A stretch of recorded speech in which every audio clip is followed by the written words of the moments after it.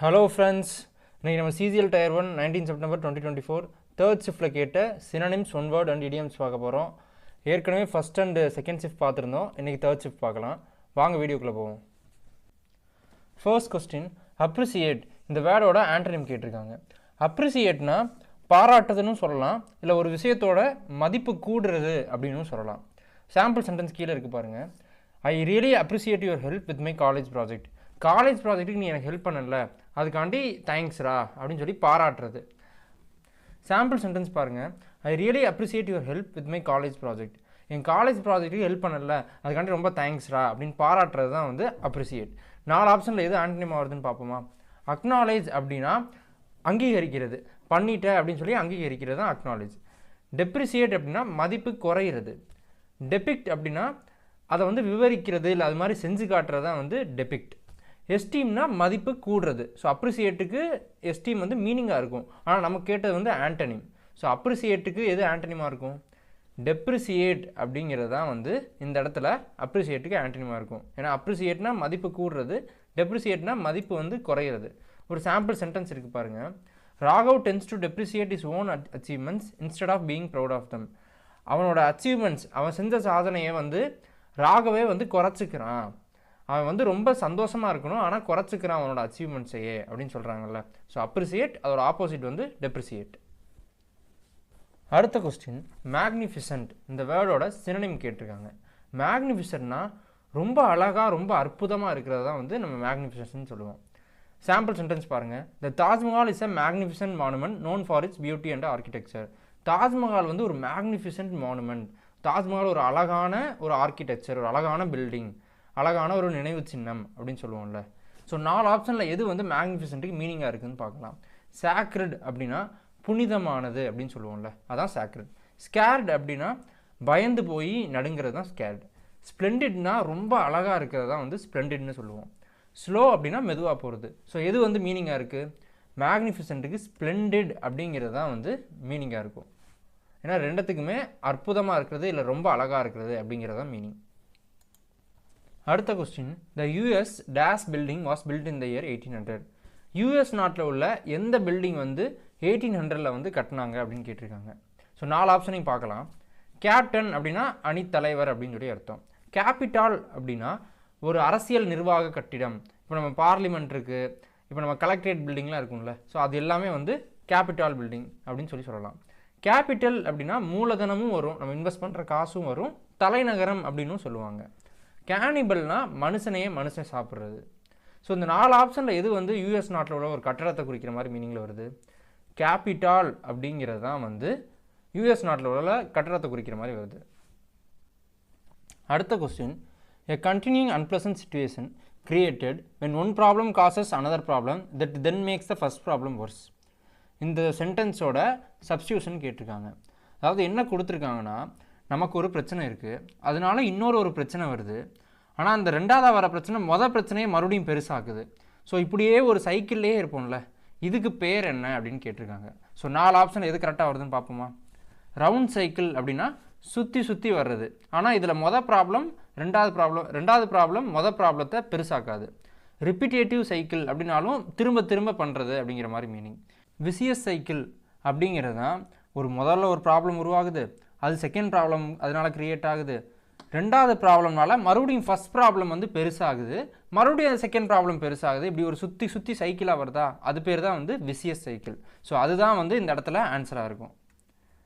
4th option enclosed சைக்கிள்னா ஒரு மூடிய சூழலில் அதுக்குள்ளே திரும்ப திரும்ப பண்ணுறது தான் வந்து என்க்ளோஸ்டு சைக்கிள். கீழே ஒரு சாம்பிள் இருக்குது பாருங்கள். Stress leads to poor sleep which causes more stress leading to a vicious cycle. அதாவது நமக்கு ஸ்ட்ரெஸ்ஸாக இருக்குது, அதனால தூக்கம் வரல, மறுபடியும் தூக்கம் வராதனால மறுபடியும் ரொம்ப ஸ்ட்ரெஸ்ஸாக இருக்குது, அதனால் மறுபடியும் தூக்கம் வரல, இப்படி சைக்கிளாக போகுதா. ஸோ அதுதான் வந்து விசியஸ் சைக்கிள்னு சொல்லுவாங்க. அடுத்த question, lack of interest enthusiasm or concern. இதோட ஒன் வேர்ட் சப்ஸ்டியூஷன் கேட்டிருக்காங்க. என்னென்னா, அதாவது ஒரு ஆர்வமே இல்லாமல், ஒரு அக்கறையே இல்லாமல் இருப்போம்ல, அதுக்கு இங்கிலீஷில் என்ன வேர்டுன்னு கேட்டிருக்காங்க. ஸோ 4 ஆப்ஷனையும் பார்க்கலாம். அப்பாத்தி அப்படின்னா ஆர்வமே இல்லாமல் அக்கறையே இல்லாமல் இருக்கிறது தான் அப்பாத்தி. ஸோ அதுதான் வந்து இங்கே ஆன்சராக இருக்கும். மித்த 3 ஆப்ஷனையும் ஒரு தடவை பார்த்துடலாம். ஆன்டிபத்தி அப்படின்னா ஒரு வெறுப்போடு இருக்கிறது, ரொம்ப எதிர்ப்பாக இருக்கிறது தான் வந்து ஆன்டிபதி. சிம்பத்தினா கருணையாக இரக்கமாக இருக்கிறது. எம்பத்தினா என்னென்னா அடுத்தவங்களோட சூழ்நிலையில் நம்ம நினச்சி பார்க்குறது தான் வந்து எம்பத்தி. அடுத்தவங்க கஷ்டப்படுறாங்க அப்படின்னு நம்ம யோசிப்போம்ல, அதுதான் வந்து எம்பத்தி. கீழே ஒரு சாம்பிள் சென்டென்ஸ் இருக்குது பாருங்கள். Usha showed complete அப்பாத்தி when your friend was in trouble. அவள் ஃப்ரெண்டுக்கு வந்து பிரச்சனை, ஆனால் உஷா வந்து ஒரு அக்கறையே இல்லாமல் இருந்தா, ஒரு ஆர்வமே இல்லாமல் இருந்தா அப்படின்னு சொல்லுவோம்ல. ஸோ அப்பாத்தினா அக்கறை இல்லாமல் ஆர்வம் இல்லாமல் இருக்கிறது. அடுத்த question, the study of ancient things such as art, graves, ruins etcetera. அதாவது பழங்காலத்தில் உள்ள சிற்பங்கள் இல்லைன்னா கல்லறைகள் இல்லை இடிபாடுகள் பற்றி படிக்கிறதுக்கு பேர் என்னன்னு கேட்டிருக்காங்க. 4 ஆப்ஷனையும் பார்க்கலாம். அஸ்ட்ராலஜி அப்படின்னா நம்ம எல்லாத்துக்கும் தெரியும், ஜோசியம் பார்க்குறது. மெட்டியாலஜி அப்படின்னா வானிலை இல்லைன்னா வெதரு, ரெயின் இதெல்லாம் பற்றி படிக்கிறது தான் வந்து மெட்ரியாலஜி. ஆர்கியாலஜி அப்படிங்கிறது தான் பழங்காலத்தில் உள்ள இடிபாடு இல்லைன்னா கல்லறை இல்லை அது சம்மந்தமான விஷயத்தை வந்து ஆராயிறது தான் ஆர்கியாலஜி. ஸோ அதுதான் இங்கே ஆன்சராக இருக்கும். ஜியாலஜினா வந்து எர்த்து சம்மந்தமாக என்னென்னலாம் இருக்குது அப்படின்னு படிக்கிறது தான் வந்து ஜியாலஜி. கீழே உள்ள சாம்பிள் சென்டென்ஸ் பாருங்கள். ஆர்கியாலஜி மூலமாக நம்ம பழங்கால நாகரிகம் மற்றும் அதோட கலாச்சாரத்தை பற்றி தெரிஞ்சுக்கலாம் அப்படின்னு சொல்லியிருக்காங்க. ஸோ ஆர்கியாலஜினா பழங்கால விஷயத்தை பற்றி ஆராயிறது. அடுத்த question, an utter state of confusion. இதுக்கு ஒன் வேர்ட் சப்ஸ்டியூஷன் கேட்டிருக்காங்க. அதாவது ஒரு குழப்பமான நிலை, அதுக்கு பேர் என்னன்னு கேட்டிருக்காங்க. ஃபர்ஸ்ட் ஆப்ஷன் பாருங்கள், கேயாஸ். கேயாஸ்னால் ரொம்ப குழப்பமாக ஒரு கலேபரமாக இருக்கும்ல, அதான் வந்து கேயாஸ்னு சொல்லுவோம். ஸோ இது ஆன்சராக இருக்கலாம். செகண்ட் ஆப்ஷன் பேத்தாஸ் அப்படின்னா நமக்கு எதையாவது பார்த்து ஒரு கருணை உணர்வோ இல்லை வந்து ஒரு துக்கமோ வர மாதிரி இருக்கும்ல, அதுதான் வந்து பேத்தாஸ். இன்வெண்டோஸ் அப்படிங்கிறது வந்து மறைமுகமாக ஹிண்ட் கொடுக்கறது தான் வந்து இன்வெண்டோஸ்.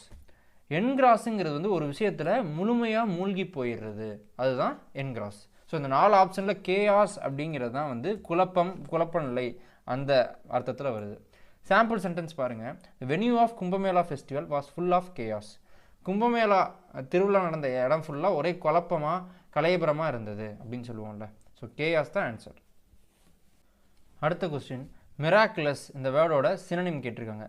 மிராக்குலஸ்னால் நம்பவே முடியாத ஒரு அதிசயம் மாதிரி இருக்கிறது தான் வந்து மிராக்குலஸ்.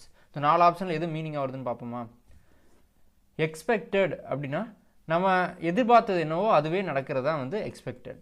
ஆவரேஜ்னால் நடுத்தரமாக இருக்கிறது இல்லைன்னா வழக்கம் போல் சாதாரணமாக இருக்கிறது தான் வந்து ஆவரேஜ் அப்படின்னு சொல்லுவோம். இன்க்ரெடிபிள்னால் அசாத்தியமாக இருக்கிறது, ரொம்ப நம்பவே முடியல அப்படின்னு சொல்லுவோம்ல, அதான் இன்க்ரெடிபிள். ஃபோர்த் ஆப்ஷன், ட்ரைனிங்னால் நம்மளை டயர்ட் ஆக்குறது தான் வந்து ட்ரைனிங், ரொம்ப தளர்ந்து போயிடுறது தான் ட்ரைனிங்.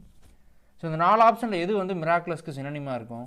இன்க்ரெடிபிள் அப்படிங்கிறது தான் வந்து மிராக்குலஸ்க்கு சினோனிமாக இருக்கும். ஏன்னா ரெண்டத்துக்குமே அதிசயமானது இல்லைன்னா ரொம்ப நம்பவே முடியாது அப்படிங்கிற மாதிரி மீனிங். ஒரு சாம்பிள் சென்டென்ஸ் இருக்குது பாருங்கள். கொடைக்கானல் மலையிலேருந்து வியூ பாயிண்ட்லேருந்து வியூ பார்த்தோன்னா அது இன்க்ரெடிபிளாக இருந்தது இல்லைன்னா மிராக்குலஸாக இருந்தது அப்படின்னு சொல்லலாம். அடுத்த question, after reflecting on the matter regarding his boss' selfish attitude, Raju decided to force himself to perform an unpleasant action in a difficult situation in order to resolve the matter. அதாவது இந்த சென்டென்ஸில் என்ன சொல்லியிருக்காங்கன்னா, அவனோட pass வந்து ரொம்ப செல்ஃபிஷாக நடந்துக்கிறாரு, ராஜுவை வந்து எதையோ பண்ண சொல்கிறாரு. அது வந்து ராஜுவுக்கு பிடிக்கலை, ஒரு இக்கட்டான நிலைமையில் இருக்கான். அதனால் வேறு வழி இல்லாமல் அவனை ஃபோர்ஸ் பண்ணி அந்த விஷயத்தை செய்கிறான். ஒரு கஷ்டமான காலம், ஆனால் அதை வேறு வழி இல்லை, செஞ்சு தான் ஆகணும் அப்படின்னு இருப்போம்ல. ஸோ அதுக்கு இங்கிலீஷில் என்ன இடியம் அப்படின்னு கேட்டிருக்காங்க. ஸோ 4 ஆப்ஷனையும் பார்க்கலாம். டாட்ஜ் த புல்லட் அப்படின்னா ஒரு கஷ்டமான இது, அதை அப்படியே தவிர்த்துடுறது, எப்படியாவது நம்மளை வந்து விட்டுட்டு விலகி போயிடுறது. ஓகேவா? ஸோ செகண்ட் ஆப்ஷன் வந்து இக்னோர் த புல்லட்னா ஒரு அந்த பிரச்சனையை வந்து அப்படியே புறக்கணிச்சிட்டு அதை பற்றி கண்டுக்காமல் இருப்போம்ல, அதுதான் ignore the bullet. Byte the bullet அப்படிங்கிறது தான் ஒரு ரொம்ப கஷ்டமான விஷயம், ஆனால் வேறு வழியே இல்லை, அதை நம்ம செஞ்சு தான் ஆகணும் அப்படின்னு இருப்போம்ல, அதுதான் வந்து bite the bullet. Shoot the புல்லட்னா ஒரு முதல்ல ஒரு விஷயத்தை தொடங்குறது, அதுதான் வந்து ஷூட் த புல்லட். ஸோ இந்த 4 ஆப்ஷனில் பைட் த புல்லட் அப்படிங்கிறது தான் வந்து ஒரு கஷ்டமான காலத்துலையும் வேறு வழி இல்லாமல் அதை வந்து பல்ல கடிச்சிக்கிட்டு செய்கிறது தான் பைட் த புல்லட். அடுத்த கொஸ்டின், அப்சால்வ் இந்த வேர்டோட ஆன்டனிம் கேட்டிருக்காங்க. அப்சால்வ்னா என்னென்னா மன்னிப்பு அளிக்கிறது, மன்னிச்சு விட்டுறது தாங்கிறது அப்சால்வ். ஒரு சாம்பிள் சென்டென்ஸ் இருக்குது பாருங்கள். The kind judge absolve him of all charges. அதாவது ஒரு நல்ல ஜட்ஜு, ரொம்ப அன்பாக இருக்கிற ஜட்ஜு வந்து அவனோட எல்லா குற்றத்தையும் நீக்கிட்டு அவனுக்கு மன்னிப்பு அளிச்சிட்டாரு அப்படின்னு சொல்கிறது தான் அப்சால்வ். 4 ஆப்ஷனில் எது ஆன்டனிமா வருதுன்னு பார்ப்போமா. அப்பீல் அப்படின்னா நமக்கு ஒரு ஜட்ஜ்மெண்ட் கொடுத்துட்டாங்க, அதை திருப்பி சரி பாருங்க அப்படின்னு சொல்கிறது தான் அப்பீல் பண்ணுறது. அக்யூஸ் அப்படின்னா குற்றம் சாட்டுறது, நீ தான் தப்பு அப்படின்னு சொல்லி குற்றம் சாட்டுறது தான் அக்யூஸ். எக்ஸ்கியூஸ்னா மன்னிச்சு விட்டுறது. ஸோ எக்ஸ்கியூஸ் தான் அப்சால்வுக்கு மீனிங்காக இருக்கும். ஆனால் ஆன்டனிம் கேட்டிருக்காங்க.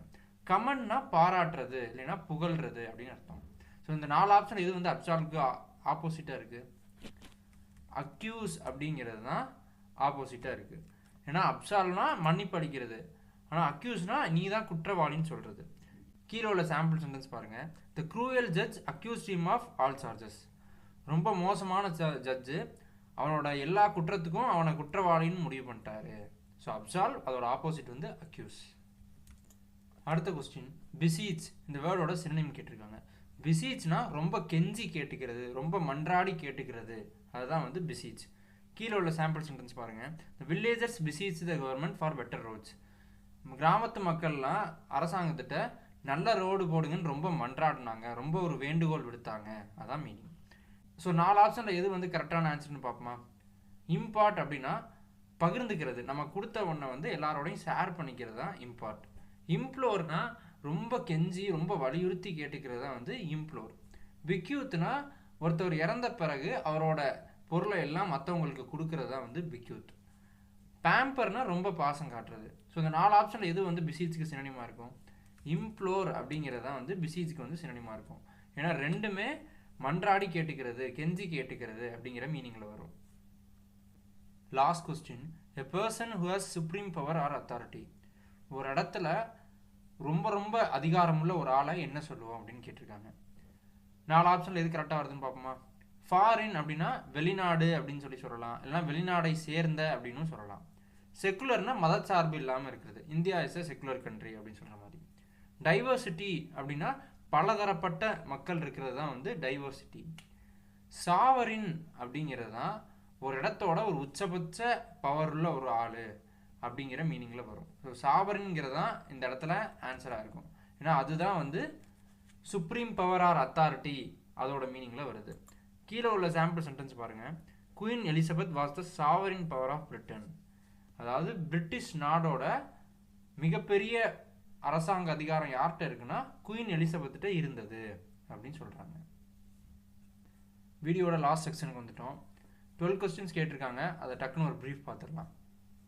ஃபர்ஸ்ட் கொஸ்டின், அப்ரிசியேட் அப்படின்னா பாராட்டுறது இல்லைன்னா மதிப்பு கூடுறது, அதோட ஆப்போசிட் டெப்ரிசியேட் அப்படின்னா மதிப்பு குறையிறது. மேக்னிஃபிசன்ட் அப்படின்னா ரொம்ப அற்புதமாக அழகாக இருக்கிறது, அதோட மீனிங் ஸ்ப்ளெண்டிட்னாலும் அற்புதமாக இருக்கிறது. 25th, the US dash building was built in the year 1800. Fill in the blanks கேட்டிருந்தாங்க. ஸோ ஒரு அரசாங்க நிர்வாகம் அந்த மாதிரி ஒரு கட்டிடம் அப்படின்னா அதுக்கு கேபிட்டல் அப்படின்னு சொல்லலாம்.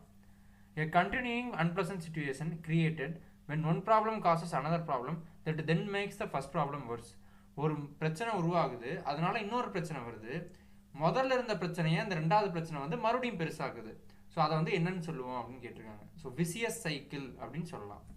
Lack of interest, enthusiasm or concern. ஒரு அக்கறையே இல்லாமல் ஒரு ஆர்வமே இல்லாமல் இருக்கிறதுக்கு பேர் apathy. The study of ancient things such as art, graves and ruins etcetera.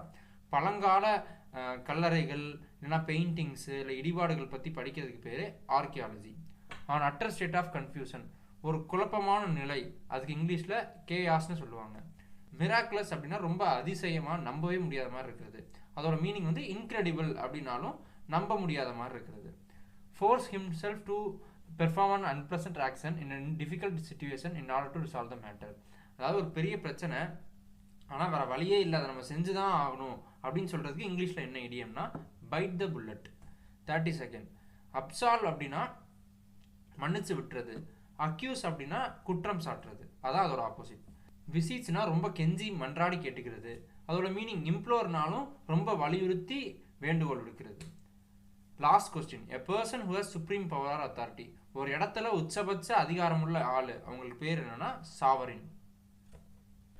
Okay friends, வீடியோட எண்டுக்கு வந்துட்டோம். இந்த வீடியோ பிடிச்சிருந்தா லைக் பண்ணுங்கள், நம்ம சேனலில் ஃபாலோ அண்ட் சப்ஸ்கிரைப் பண்ணிக்கோங்க. CGL Tier 1 2024 19 செப்டம்பர் எல்லா ஷிஃப்ட்லையும் கேட்ட synonyms, one word and idioms பார்த்துட்டோம். இது ஒரு எலாபரேட் வீடியோ தான், ப்ரீஃப் மட்டும் வேணும்னா அது ஒரு தனி வீடியோவாக போட்டிருக்கேன். அடுத்த வீடியோவில் 20 செப்டம்பரில் கேட்டதை ஒவ்வொரு ஷிஃப்டாக பார்க்கலாம். அடுத்த வீடியோவில் சந்திப்போம்.